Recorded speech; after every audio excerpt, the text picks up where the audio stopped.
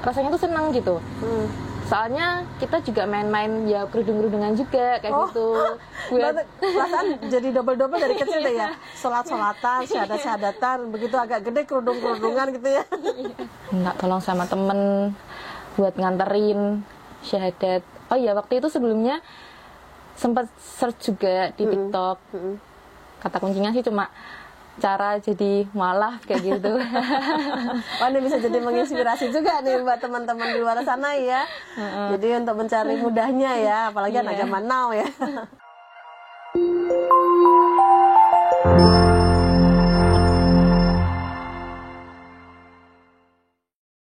Assalamualaikum warahmatullahi wabarakatuh. Kembali lagi dengan saya Nat Alia di Sapa Mu'alaf Inspirasi untuk kita semua bersama FKAM Semarang. Nah, bintang tamu kita hari ini itu belum pernah tayang dimanapun dan kisahnya sangat inspiratif yang pasti, karena dengan hijrahnya beliau itu dalam waktu singkat-singkatnya sangat-sangat memberikan inspirasi. Dan untuk saya pribadi yang baru 7 tahun, beliaunya lebih muda dari saya, tapi ilmunya Masya Allah lebih daripada saya juga. Nah, nggak panjang lebar, mari kita langsung tanya sama narasumber kita kali ini yang pastinya akan memberi inspirasi untuk kita ya, yaitu Mbak Priska. Assalamualaikum Mbak Priska. Waalaikumsalam. Gimana kabarnya? Alhamdulillah baik. Habis aktivitas apa nih hari ini? Tadi sore kajian di Al-Hikmah. Oh, kajian di Al-Hikmah ya. Mbak Priska, ini baru kali ini ya Iya. ngobrol kita ya. Iya. Nah, aku belum tahu nih, Mbak Priska itu nama lengkapnya siapa? Nama lengkapnya Priska Kristi Atmaja. Priska, tapi panggilnya Priska gitu aja ya, jadi depan ya. Iya, Depannya aja ya. Nah, udah mualaf kan ya? Iya, alhamdulillah. Dulunya agamanya apa Mbak? Dulunya kalau dari kecil itu sempat Kristen. Terus pas SMP pindah Katolik. Terus alhamdulillah pas kerja pindah Islam. Oh, sekarang udah kerja? Iya. Oh, nah udah berapa lama sih Mbak jadi mualafnya Mbak? Udah setahun sebulan. Masya Allah, 1 tahun 1 bulan ya? Iya. Berarti ini pas 1 bulannya ya? Iya. Oh, Masya Allah. Itu kenapa Mbak? Awalnya, kan kalau tadi dari kecil kan lahir dari Kristen ya? Iya. Lalu sempat jadi Katolik juga. Nah, berarti kan istilahnya sudah mencicipi 2 keyakinan ya? Walaupun sama-sama Nasrani, tapi kan Kristen dengan Katolik kan ada perbedaan sedikit gitu ya. Nah, ini sekarang mendapat hidayah Islam, itu tuh karena apa? Sebenarnya kalau sama agama Islam itu juga nggak asing dari kecil. Dari kecil juga udah sering main sama temen, sholat-sholatan kayak gitu. Sholat-sholatan tuh gimana tuh Mbak? Ya maksudnya kayak, oh teman sholat ngikut sholat kayak gitu. Ya cuma buat main-main aja. Terus syahadat-syahadatan kayak gitu. Gimana tuh syahadat-syahadatan? Aku juga bingung nih. ya asyhadu kayak gitu, tapi cuma untuk main. Oh, gitu. ya. Terus temen ngaji di masjid dekat rumah gitu, ikut main. Gitu. Sebenarnya udah nggak asing sama Islam. Nggak asing. Tapi keluarga semuanya kan Nasrani atau ada yang Islam? Kalau keluarga inti Nasrani. Cuman kalau dari keluarga mama itu dominannya Nasrani. Nah, keluarga mama dominannya Nasrani. Iya. Tapi berarti keluarga bapak? Kalau bapak lebih dominannya yang Islam. Oh, jadi sebetulnya memang juga nggak asing ya. Iya. Tapi memang bapak dulunya apa bapak juga Islam? Jadi Katolik atau gimana? Kalau bapak itu kata mbak saudara gitu, ya masih Nasrani. Cuman tuh katanya pernah dulu tuh nyoba-nyoba sholat kayak gitu. Cuman ya mungkin coba-coba aja, jadi ya masih Nasrani gitu. Oh, sampai sekarang masih Nasrani juga ya. Nah, apa namanya Mbak Priska? Kalau tadi kan baru 1,5 bulan ya, satu tahun 1 bulan jadi mualafnya ya. Itu sebetulnya karena apa? Waktu itu kan posisinya kan udah pindah kerjaan. Sebelumnya kan kerja di kayak jus gitu kan, buat jus gitu. Nah selama buat jus itu tuh ada satu temen, dia tuh muslim, ya maksudnya ya sudah sekedar muslim biasa aja gitu, nggak yang memperdalam agama tuh enggak. Nah kalau sama dia tuh rasanya tuh senang gitu. Soalnya kita juga main-main ya kerudung-kerudungan juga kayak gitu. Perasaan jadi double-double dari kecil deh ya. Sholat-sholatan, syahadat-syahadatan, begitu agak gede kerudung-kerudungan gitu ya. Nah terus kayak nggak tahu kenapa tuh waktu pas dulu di kerjaan yang lama tuh seneng pakai kerudung kayak gitu, cuma buat foto-foto aja. Nah terus setelah udah resign, udah keluar dari kerjaan lama tuh kayak tiba-tiba tuh pas di rumah bener-bener nggak ada kegiatan tuh kayak rasanya tuh kayak gabut, kayak rambutnya tuh gatel gitu, ngaca. Terus tuh kayak kenapa ya rasanya tuh rambutnya tuh gatel, nggak bisa tenang gitu. Terus karena biasanya kan dulu waktu kerja kan disupport nih sama temen, ada dibawain kerudung kayak gitu. Tapi ini rasanya tuh enggak, karena kan udah pindah kan, jadi nggak ada yang support. Sampai akhirnya tuh ya udah nyoba pakai kerudung, tapi tuh nggak ada kerudung di rumah. Terus sampai akhirnya nggak tahu kepikiran tuh pakai sarung buat dikerudungin. Berarti kayak ninja dong nantinya ya. Jadi kan kayak kita anak kecil tuh ya. Iya, gitu. Kayak gitu. Awal mulanya tuh itu kayak ngerasa gatel. Kenapa nih rambut kayak gitu kan? Soalnya memang kalau dipikir yang sekarang nih, dulu tuh kayak rambut tuh kayak jadi masalah gitu loh. Kayak maksudnya tuh selalu bingung harus diapain nih rambut, maksudnya kayak bosen karena kita nggak berkerudung itu ya. Kayak bingung, jadi kalau buat aktivitas tuh nggak nyaman kayak gitu. Terus setelah pakai kerudung sih, oh ternyata ini cuma harus ditutupin doang, jadi lebih tenang kayak gitu. Sebelumnya tuh kan nggak tenang sama sekali. Masya Allah. Terus setelah itu mulai muncul pertanyaan tentang Islam kayak gitu. Tanya sama temen, kenapa kamu mempertahankan Islam, alasannya tuh apa, di luar kayak karena agama turunan kayak gitu tuh apa. Tanya sama beberapa teman yang menurutku dari sholatnya tuh udah lumayan, cuman ya tetap masih belum nemu yang cocok di akunya. Jawabannya dari mereka itu sendiri, karena mereka kan Islam dari lahir. Lalu mereka sudah menjalankan kewajiban seorang muslim bahwa mereka sholat ya.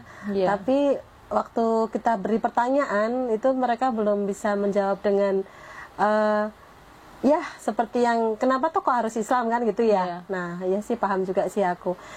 Cuman kan Mbak kembali lagi nih agak flashback lagi, dari kecil kan udah ikut teman pura-pura ngaji tadi, pura-pura sholat, pura-pura syahadat. Itu apa memang lingkungan rumahnya dekat masjid, atau memang sebagian besar lingkungannya itu Islam semua gitu? Ya memang sebagian besar lingkungannya juga Islam, terus rumahnya juga lumayan deket sama masjid gitu.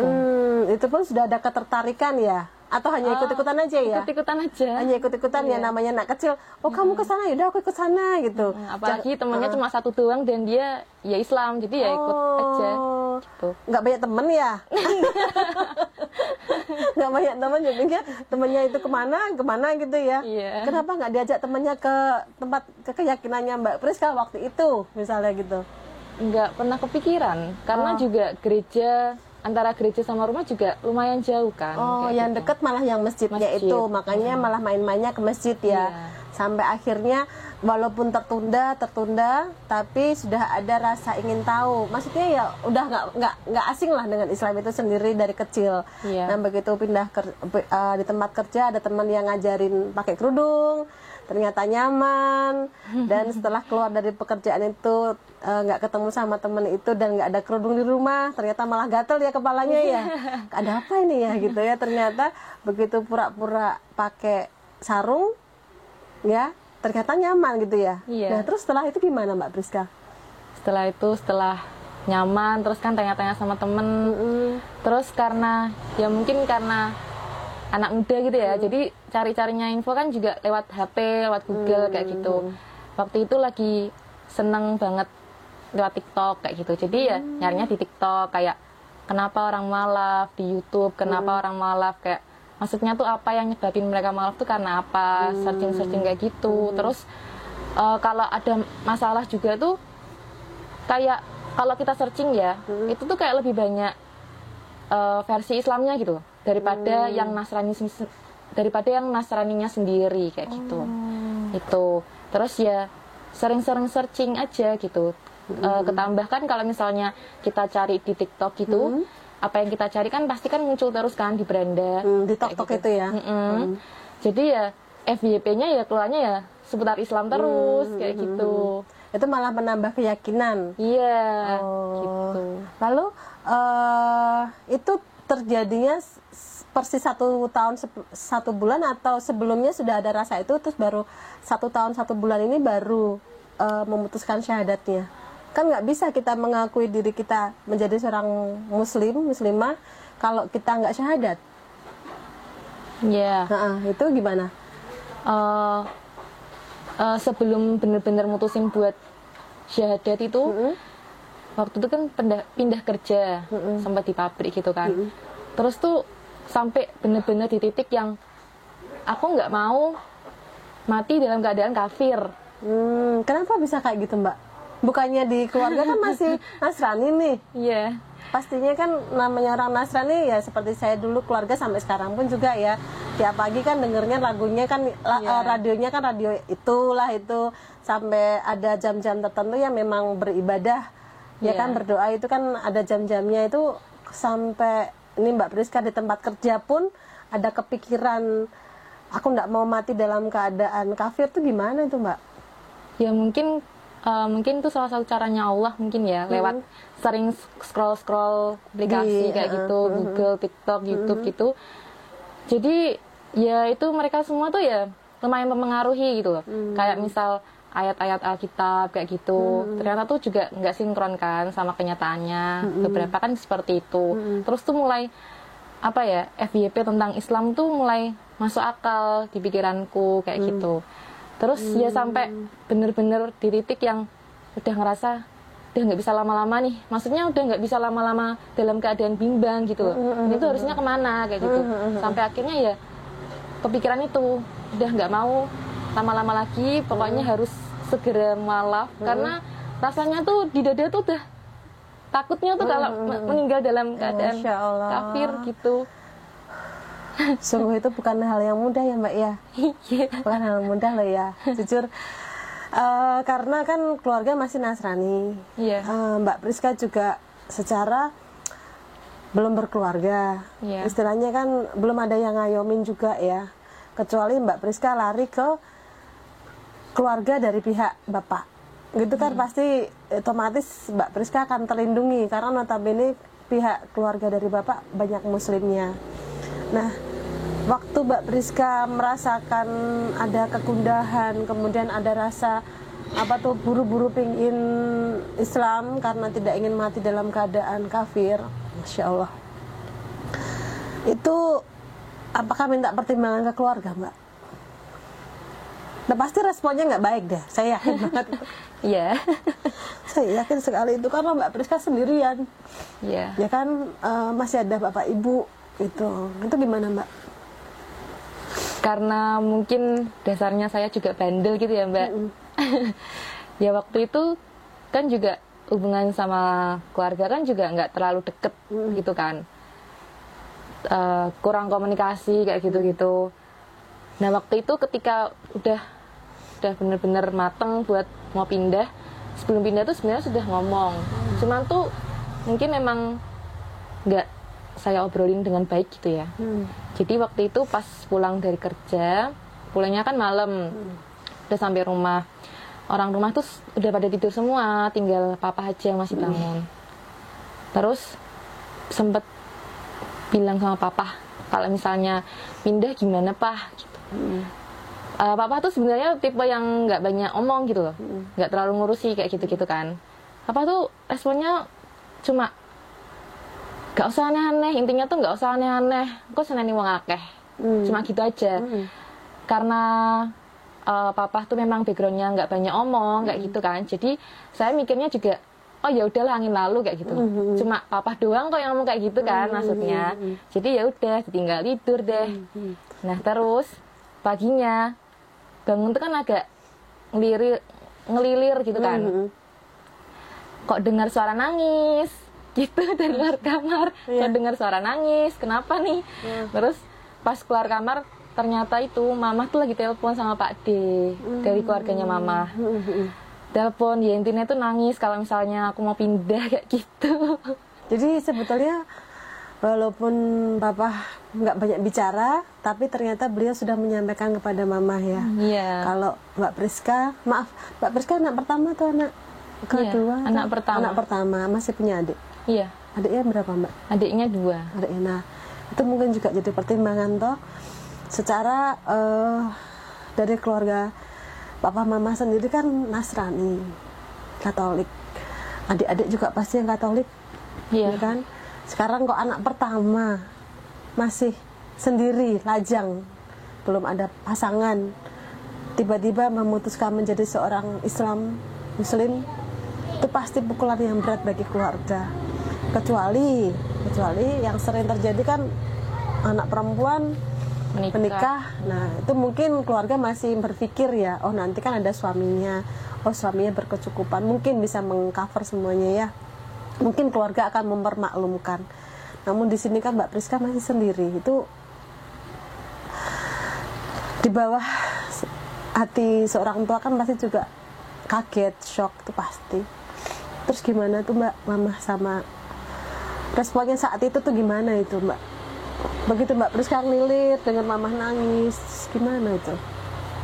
Ya itu tadi Mbak, karena hubungan sama keluarga secara emosional juga kurang dekat, jadi ya sudah, oh tahu mama nangis kayak gitu kan, ya sudah mama ya responnya marah, pasti marah kayak gitu, marah-marah. Kalau papa kan lebih ke diem kan, marah-marah, terus ya ngomong sama keluarga besar mama, sampai Pak D pun datang, Pak D yang di keluarga mama terkenal paling galak kayak gitu, sampai datang, Bude juga datang, ya cuma buat mereka tuh datang tuh karena pengen ngobrol sama saya gitu, kenapa kayak gitu. Tapi ya setelah ngobrol itu udah nggak bisa gitu loh Mbak.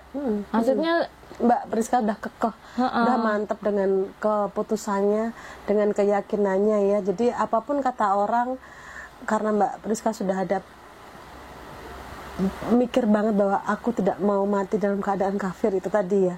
Jadi apapun kata orang, walaupun itu saudara, orang tua, udah mantapnya sama Allah ya Mbak ya. Masya Allah.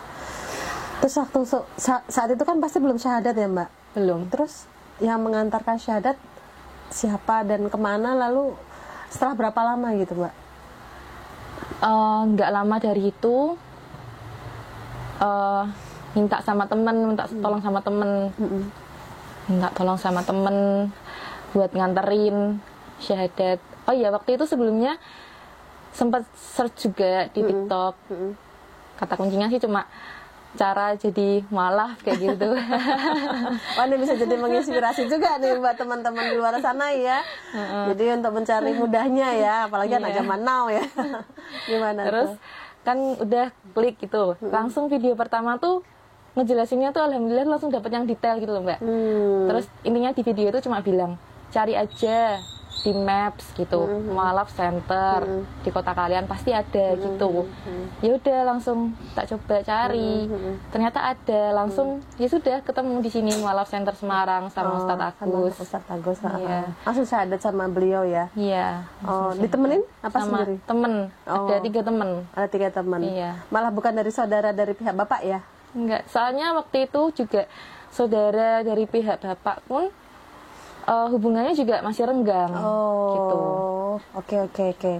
Jadi aku mulai paham nih ya, Jadi memang segala sesuatu tidak ada yang kebetulan. Kalau menurut aku di sini ya, dari kisahnya Mbak Priska itu bahwa pertama memang dari sholat-sholatan, syahadat-syahadatan, kerudung-kerudungan, terus main ngaji-ngajian, lalu ditambah lagi dengan hubungan dengan keluarga yang kurang harmonis ya, mungkin kurang nyambung gitu ya.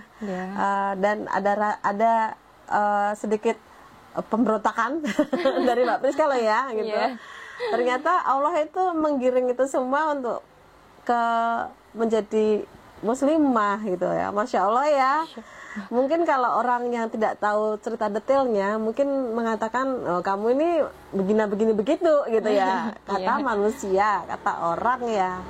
Namun ternyata ya, begitu saya mendengar sendiri nih, baru pertama kali aku dengar dari Priska. Ternyata kisahnya seperti itu. Masya Allah, sungguh-sungguh tidak ada yang kebetulan. Kalau Allah sudah berkehendak gitu ya. Ya itu tadi kelihatannya Mbak Priska ada rasa seperti itu. Gatal juga di kepala. Ya, dia kasih kerudung ternyata nggak gatal gitu ya. Dan syahadat sama Ustadz Agus. Lalu setelah syahadat gimana tuh rasanya Mbak? Plong atau wow atau merdeka atau gitu atau yes aku tidak mati dalam keadaan kafir gitu gimana kan tuh? Belum mati. Nah iya maksudnya setelah itu setelah begitu syahadat itu Rasanya, itu boleh tahu tuh kapan tuh hari apa tuh? Itu syahadatnya 17 Juli 2022. 17 Juli 2022 ya. Iya. 17 Juli. Beberapa hari kemudian ulang tahun aku. Itu hari apa tuh, Mbak? Hari apa ya? Saya lupa ya, Mbak. Aduh, itu sangat berharga itu padahal. Kalau saya selalu ingat Jumat setelah sholat Jumat, ya kan? Hujan deras. 22 Desember 22/12/2016. Kalau itu kan karena aku mau menikah tanggal 7 Januarinya, makanya tanggal 22 harus syahadat kan 2 minggu sebelumnya harus sudah Islam dulu kan gitu. Aku inget banget itu. Katanya orang-orang kan waktu itu yang Islam itu bilang Jumat hari baik gitu. Makanya aku belinya Jumat. Nah, ini malah nggak tahu hari nih. Nanti dicari ya, diinget-inget ya. Jadi besok kalau ditanya sama malaikat biar inget ya.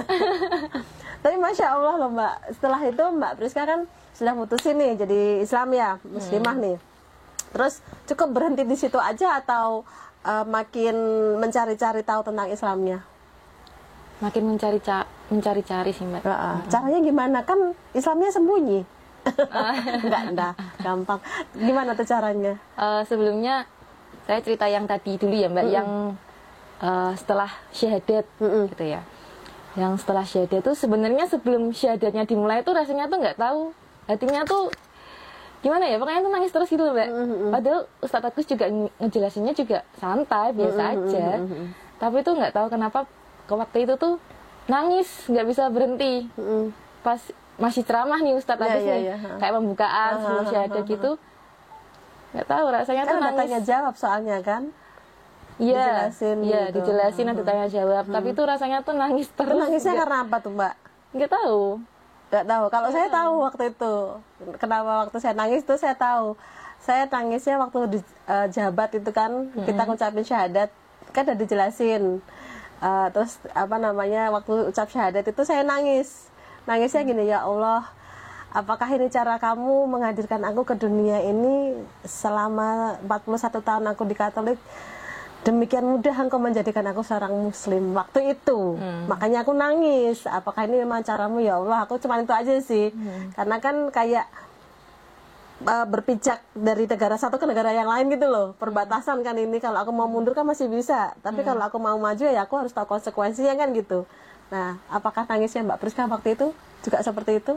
Lebih ke nggak tahu sih Mbak. Kayak deg-degan terus tuh nggak yakin nangis. gitu? Bukan nggak yakin, cuman tuh waktu ceramah itu tuh nggak tahu apa yang dinangisin, tapi itu nggak bisa berhenti aja gitu. Terus alhamdulillah pas sudah syahadat tuh rasanya lega. Alhamdulillah. Rasanya lega. Terus setelah itu gimana tuh pulang ke rumah? Pulang ke rumah, pulang ke rumah ya cuma ngomong sama mama, Ma aku udah pindah, gitu doang. Pindah apa nih? Mama tapi udah paham. Udah paham ya maksudnya paham. ya. Oke. Terus? Iya masih berontak, masih nggak terima, masih sering ngirim-ngirim chat yang menusuk hati kayak gitu. Perlakuannya juga ya seperti itu kalau di rumah. Sampai ya, sekarang? Kalau sekarang ini tadi aja. Karena mungkin tahu ya pakai apa nikab ini ya. Tadi sih sebenarnya nggak ngomong apa-apa, maksudnya nggak komen. Terus pas buka WA, ya diomongin kamu jangan gini karena mindsetnya mama sama Islam sama kerudung panjang apalagi yang niqab cadar gitu kan masih yang jelek-jelek gitu. Itulah tak kenal maka tak sayang. Saya pun dulu juga kayak gitu, tapi begitu saya mengenal kan Masya Allah gitu kan ya, luar biasa sampai sekarang terkintil-kintil ya. Kalau nggak dapat ilmunya malah mencari kan gitu. Tapi yakin dengan Islam ya Mbak ya?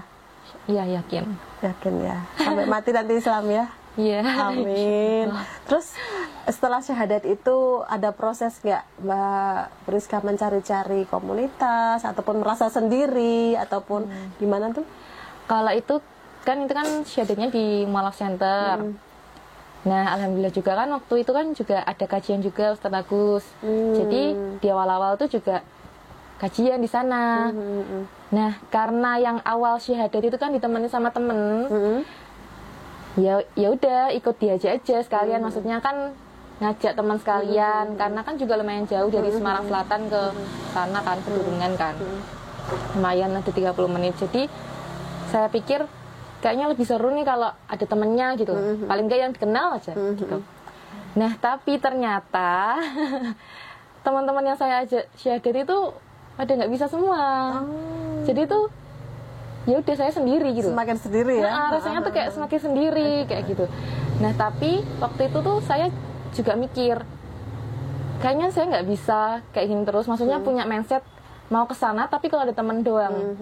Kayaknya nggak bisa kalau seperti itu terus. Nanti yang ada malah saya nggak maju gitu. Terus sampai akhirnya ya udah oke, sekarang harus dimantepin, harus berangkat sekarang. Walaupun sendiri ya udah, nggak peduli nanti di sana kayak orang hilang atau apa, nggak peduli deh. Penting berangkat, Bismillah kayak gitu kan. Terus ya sudah, beberapa kali juga kajian ditawarin terus, masih nggak mau ikut. Ya qadarullah ya, gitu. Terus mulai rajin ikut di Ustadz Agus seminggu sekali kayak gitu. Terus mulai deket juga sama saudara yang Mbak Lia juga tahu, Mbak Dila, Mbak Ita kayak gitu. Itu ya setelah mualaf kayak gitu. Karena Mama ngomong sama Mbak Dila sama Mbak Ita, Priska kok dapat selembaran dari pesantren sore apa gitu. Kan itu kan selembaran kan buat tata cara sholat kayak gitu-gitu kan. Mama tuh ternyata tuh diam-diam ngambil itu. Terus tuh tanya sama Mbak Dila sama Mbak Ita, ini apa kayak gitu. Takutnya ki maksudnya kalau misalnya melenceng-melenceng gitu. Nah baru dari situ saudara yang bener-bener deket rumah itu baru tahu kalau misalnya saya udah mualaf. Baru sebulanan baru mereka tahu. Nah sejak itu baru mulai hubungannya alhamdulillah baik ya. Alhamdulillah jadi baik, jadi deket lagi, dirangkul. Terus sama mereka juga tahu kegiatan saya waktu itu apa. Mereka ikut ke Mualaf Center kayak gitu, ikut kajian. Jadinya yang dulunya sendiri jadi bertiga kayak gitu. Dan dekat. Jadi, tetanggaan. Jadi nggak ada rasa lagi yang tadinya kan teman-teman niatnya mau menemani nggak jadi menemani, tapi tetap dinekatin. Ternyata ada yang lebih deket yang saudara dengan Mbak Priska ya, yang bisa support Mbak Priska juga kan menjadi seorang mualafnya dan bisa membimbing juga karena mereka juga muslimah dari kecil ya. Nah, selain itu apa ada ketemu sama teman-teman mualaf yang lain nggak Mbak Priska? Iya, selama di Mualaf Center ketemu sama teman-teman mualaf yang lain, kenalan-kenalan. Terus juga sama Mbak Ita sama Mbak Dila juga diajakin, ayo kajian kemana-mana gitu kan. Sampai waktu itu kajian dekat rumah tuh yang di Masjid Al-Ikhlas yang Karangpanas. Ya. Jadi itu kan ketemu Mbak Priska pertama kali ya. Waktu itu diajakin ke situ.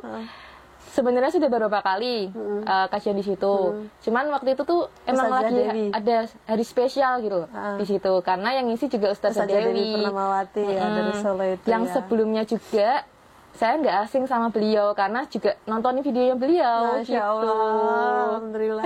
Jadi ada manfaatnya juga ya. Kisah beliau yang memang Ustazah Dewi itu memang sedikit banyak menginspirasi teman-teman kita mualaf yang lain juga karena beliau yang bisa dilihat di YouTube kan. Iya. Kita belum bisa bertemu langsung, tapi Masya Allah kita diizinkan Allah untuk bisa bertemu langsung. Saat itu Mbak Priska hadir ya Iya. di Masjid Al-Ikhlas Karangpanas, dan alhamdulillahnya memang saya mendampingi beliau Ustazah Dewi, yang dimanapun kami berada selalu sounding tentang mu'alaf. Di mana ada mu'alaf, ayo kita bersama-sama, kita ada komunitas, kita belajar bareng supaya mu'alaf itu yang murni. Kan para mu'alaf ini yang syahadatnya besar, itu kan mereka seperti bayi. Jadi murni bersih lagi.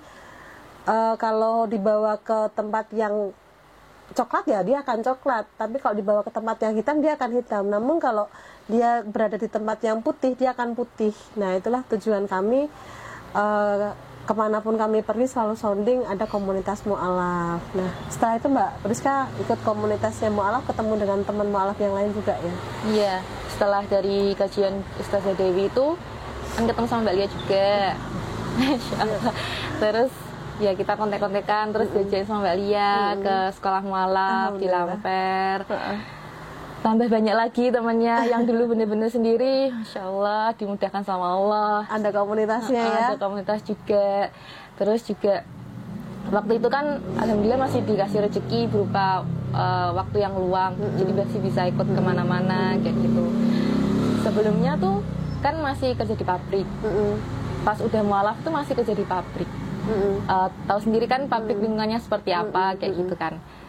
Nah sewaktu masih di pabrik itu tuh kayak ngerasa udah nggak sinkron, karena memang mungkin karena niatnya dulu sebelum mu'alaf juga salah, karena nyarinya cuma uang aja.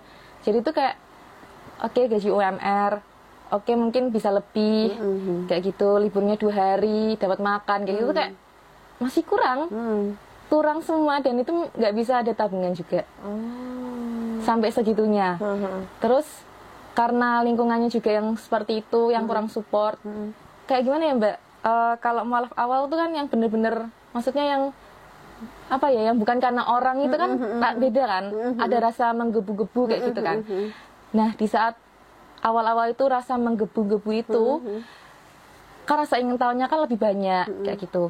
Terus ketambah lihat orang-orang muslim di pabrik, kok mereka kayak gini, mereka kok pakai kerudungnya kayak gini, kayak gitu.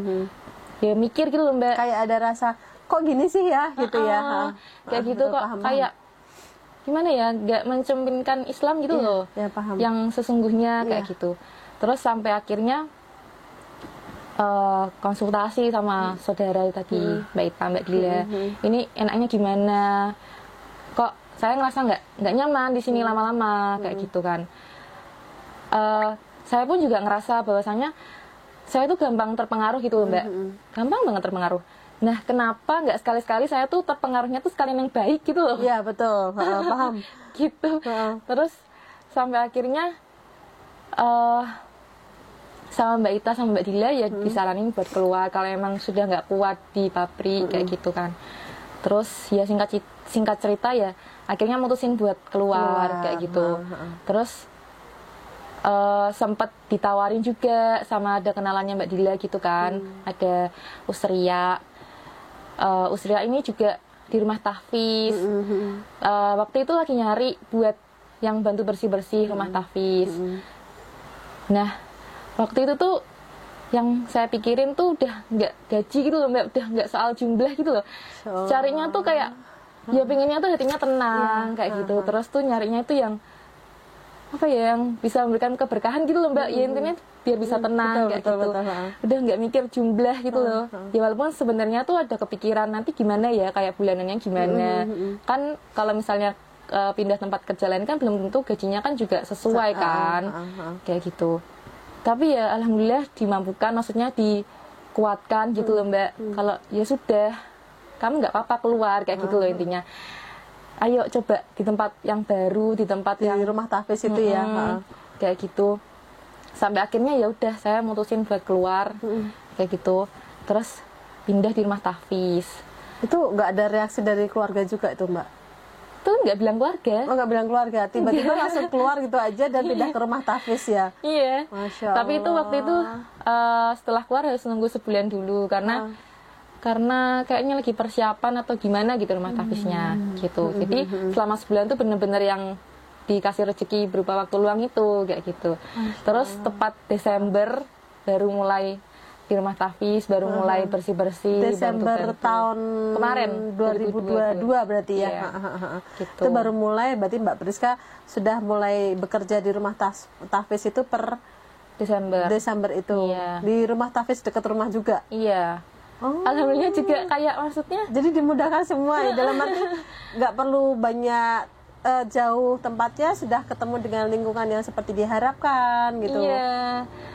Iya, Walaupun alhamdulillah. secara materi mungkin jauh dengan yang kita kerja di pabrik ya. Iya. Tapi ternyata yang dicari selama ini bisa ketemu ya Mbak ya, dari Iya. ketenangan jiwa itu tadi, kemudian pemahaman tentang ilmu Islam itu sendiri. Dan tadi kan Mbak Priska sempat bilang kalau di pabrik ya mereka pakai kerudungnya gitu-gitu, ternyata di rumah tahfiz bisa seperti yang gambarannya Mbak Priska itu ya. Iya. Masya Allah. Tapi keluarga tidak ada yang setelah ini nggak ada yang mulai mengusik-ngusik lagi gitu Mbak? Yang saya rasain selama di rumah ya alhamdulillah sudah lebih mending lah Mbak, Lebih kondusif lah ya, bisa daripada di menerima. awal. Alhamdulillah, semoga dengan doa saya sih Mbak ya, karena Mbak Priska masih di antara keluarga tua ya sama keluarga ya. Semoga dengan tingkah laku Mbak Priska sekarang ini, yang saya yakin mungkin lebih tenang ya. Kan Mbak Priska kemarin kan sempat bilang kalau ada pemberontakan gitu ya. Semoga dengan menjadi seorang muslimah Mbak Priska bisa tenang. Kemudian dari pihak keluarga kan bisa melihat, oh Priska sekarang ternyata setelah jadi muslimah, setelah mu'alaf, lebih baik hidupnya. Emang duit nggak banyak sih, tapi ternyata dia baik.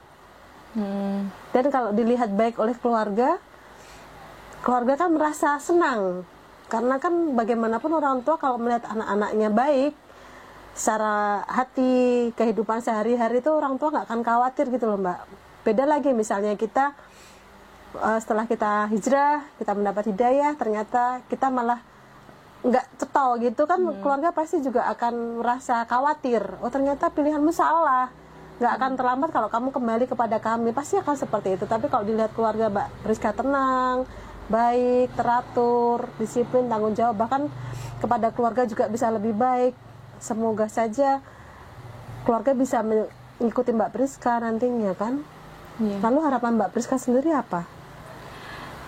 Ya harapannya sih ya yang pasti orang tua, adik gitu juga ikut pindah gitu. Amin. Sebelum mereka meninggal maksudnya kayak gitu. Amin, amin. Ada pesan terakhir nggak? Bukan pesan terakhir untuk kita di dunia sih, tapi pesan terakhir untuk acara kita ini gimana Mbak? Untuk para mu'alaf yang di luar sana, ataupun untuk keluarga, ataupun untuk muslim itu sendiri. Ya tetap belajar, tetap dilawan, tetap cari orang-orang yang solih, cari orang-orang yang baik sholatnya. Karena kalau kita cuma ngikutin nafsu, ngikutin dunia, ngikutin yang enak-enak gitu, Nggak ada habisnya. nggak ada habisnya. Kita kurang terus. Kita makin jauh sama Allah. Sekalipun kita masih maksiat, sekalipun kita masih yang buruk-buruk, jangan lupain Allah. Ya, Pasti nanti Allah bantu balik. iya juga sih ya. Oke lah. Alhamdulillah, kisah Mbak Priska yang mungkin bagi teman-teman di luar sana pasti masih merasa kurang. Saya pun juga masih merasa kurang, masih banyak yang ingin saya tahu tentang Mbak Priska. Namun akan kita lanjutkan nanti. Apabila dari teman-teman di luar sana masih berkeinginan ingin tahu tentang Mbak Priska lebih lanjut, bisa nanti ngisi di komentar YouTube-nya FKM Official, FKM Semarang Official, komentarnya bagaimana. Apabila masih ingin lagi kisah lebih lanjutnya tentang Mbak Priska, kita akan undang Mbak Priska lagi. Dan semoga doa Mbak Priska, harapan Mbak Priska untuk keluarganya maupun saudaranya yang belum muslim bisa menjadi muslim gitu Mbak Priska ya. Iya. Dan untuk teman-teman semua juga bertemanlah dengan orang-orang soleh gitu ya Mbak ya, supaya dijauhkan dari segala maksiat dan semakin didekatkan pada Allah dan mati dalam keadaan Islam. Iya. Nanti bisa ketemu di surga ya Mbak ya. Amin. Ya, amin. Baik sahabat FKM Semarang Official, kisah Sapa Mu'alaf semoga memberikan inspirasi, dan mohon doakan kami semua yang para mu'alaf ini tetap istiqomah dan tetap dalam hidayah Islam kami. Wassalamualaikum warahmatullahi wabarakatuh.